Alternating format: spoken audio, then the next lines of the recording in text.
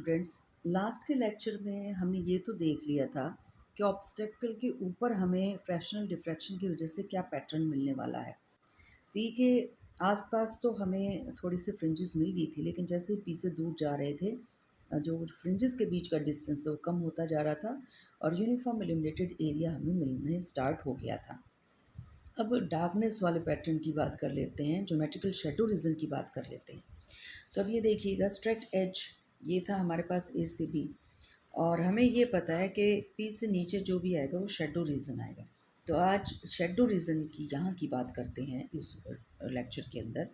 तो एस आपका monochromatic source है, वेव लेंथ लैम्डा है, एस से ए तक का जो डिस्टेंस है वो हमने ए कंसिडर कर लिया, और ये हमारा वेव फ्रंट है एक्स वाई, और ए से स्क्रीन तक का जो डिस्टेंस है वो हमने बी कंसीडर कर रखा है।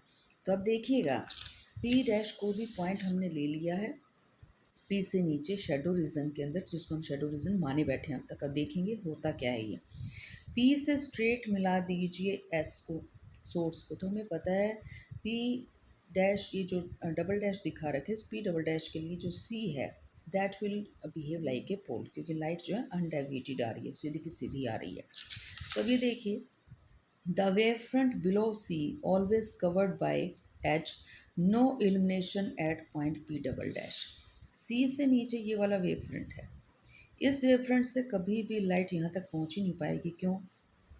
क्योंकि इस ऑब्स्टेकल ने ये ब्लॉक कर रखा है पूरा का पूरा एरिया, और पॉइंट सी यहाँ है, ये ध्यान में रखिएगा। ऑब्स्टेकल के नीचे ही है पॉइंट सी भी हमारा। Hence illumination is only due to half period by xc portion of wavefront। तो अब x से c से नीचे नीचे तो कुछ हो ही नहीं रहा। अब डिपेंड किस पे कर गए हम, इस पे कर गए, x से लेकर c तक। Also A C obstructed. अब ए सी भी देख लीजिए, ऑब्स्ट्रक्टेड है, प्रोड्यूस नो इल्यूमिनेशन। अब ए सी क्यों ऑब्स्ट्रक्टेड है? भाई यहाँ पे जो रेडिएशंस आएंगे वो भी तो ब्लॉक कर रखे हैं ना इस ऑब्स्टेकल ने। तो ये वाला जो पार्ट है ए से लेकर सी तक, ये भी लाइट यहाँ पर पी डबल डैश पे नहीं पहुँचाएगा। बिल्कुल सही बात है। अब बचा क्या हमारा? बच गया हमारा ए से लेकर एक्स तक का पोर्शन। अब ए से लेकर एक्स तक के पोर्शन में है आपकी दुनिया जहान की स्ट्रिप्स, लेकिन जैसे जैसे यहाँ पहुँचोगे पी डबल डैश पे, या इससे पहले भी एक पॉइंट पी डैश कंसिडर कर लीजिए, इस पूरे रीज़न से यहाँ जब जाएंगे हम पी डैश के लिए तो डिस्टेंस कम है, ऑब्लिक्विटी फैक्टर भी कम है, तो यहाँ थोड़ी ब्राइटनेस मिलने वाली है। लेकिन जैसे ही पी डबल डैश पे जाएंगे तो आपके पास ये डिस्टेंस भी बढ़ने वाला है, ऑब्लिक्विटी फैक्टर भी बढ़ने वाला है। तो इंटेंसिटी यहाँ पर अगर आपके पास I1 है तो यहाँ पर इंटेंसिटी I2 होने वाली है। एक पॉइंट और ले लीजिए, P triple dash. P triple dash पे तो ऑब्लिक्विटी फैक्टर और भी बढ़ गया है और डिस्टेंस भी बढ़ गया है। तो इंटेंसिटी जो है लगातार हमारी क्या करती जाएगी? डिक्रीज़ करती हुई चली जाएगी, जैसे जैसे हम पी से दूर शेडो रीजन के अंदर जा रहे हैं। तो इसको हम इस तरह से रिप्रेजेंट कर सकते हैं, S P double dash moves away from P, more part of wave front is cut off, intensity falls gradually. Intensity in geometrical shadow is only due to wavefront above A। अब देखिए, light जो है ए से नीचे तो इस obstacle ने इस एज ने जो है कट ऑफ ही कर रखी है। तो बात किस पे ठहरी? बात ठहरी एक्स ए पे ऊपर। तो एक्स ए जो है, आप जैसे जैसे दूर जा रहे हैं पी से, ऑब्लिक्विटी फैक्टर भी इंक्रीज़ करता जा रहा है, और के साथ एक काम और भी हो रहा है। जब आप पी डबल डैश पे जाएंगे तो लाइट यूँ घूम के थोड़ी आएगी। लाइट की प्रॉपर्टी तो क्या है? लाइट की प्रॉपर्टी तो सीधा चलने की है। अब अगर हम यूँ इतना टेढ़ा हो गए तो जो वेव फ्रंट से रेडिएशन आ रहे थे वो आप यहाँ पे भी तो ब्लॉक करवाए बैठे हैं। तो जितना टेढ़ा हम जाएंगे, मान लीजिए यहाँ पर एक पॉइंट और हमने कंसिडर कर लिया, तो अब ये देखिएगा यहाँ पर तो और टेढ़े हो गए। अगर यहाँ और टेढ़े हो गए तो यहाँ से जो रेडिएशंस आ रहे हैं they are going to move in the straight path, तो वो तो स्ट्रेट पाथ ही मूव करेंगे। तो आपका रीज़न जो है, जो स्ट्रिप्स हैं उनसे जो रेडिएशंस आ रहे हैं वो ज़्यादा कट ऑफ होते हुए चले जाएंगे। तो तीनों फैक्टर्स हैं, डिस्टेंस भी बढ़ रहा है, ऑब्लिक्विटी भी बढ़ रही है, और कट ऑफ भी बढ़ रहा है as we are moving from P point away from the P point. तो geometrical shadow is only due to wave front above A. तो इस तरह से हम जो है स्ट्रेट एज की वजह से इंटेंसिटी शो कर सकते हैं।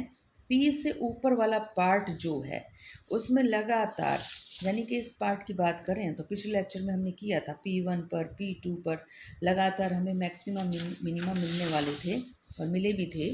तो उन मैक्सिमम मिनिमास को तो हम इस तरह से दिखा रहे हैं और एट लास्ट ये क्या हो गए थे, यूनिफॉर्म इल्यूमिनेशन दिखा गए थे। अब यहाँ देखिएगा मिनिमा को ज़ीरो इंटेंसिटी पे शो नहीं किया गया। ये R1 माइनस R2 वाला केस है। ये जो केस था वो था R1 minus R2 plus R3 और प्लस में R4 वाला केस। यहाँ पे भी इंटेंसिटी को ज़ीरो शो नहीं किया गया है।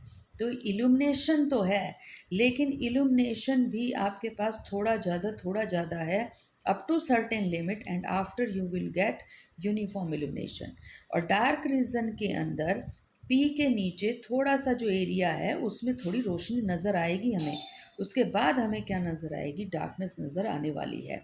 तो अगर हमारे पास कोई ऑब्स्टेकल है, आपने किसी कोने से मान लीजिए यहाँ से कोई टॉर्च या कोई आपने लेज़र लाइट जो है ऑन कर रखी है और इसके सामने आपने कोई पेन पेंसिल यहाँ पर जो है लगा दिया है, तो ये पॉइंट तो हो गया पी।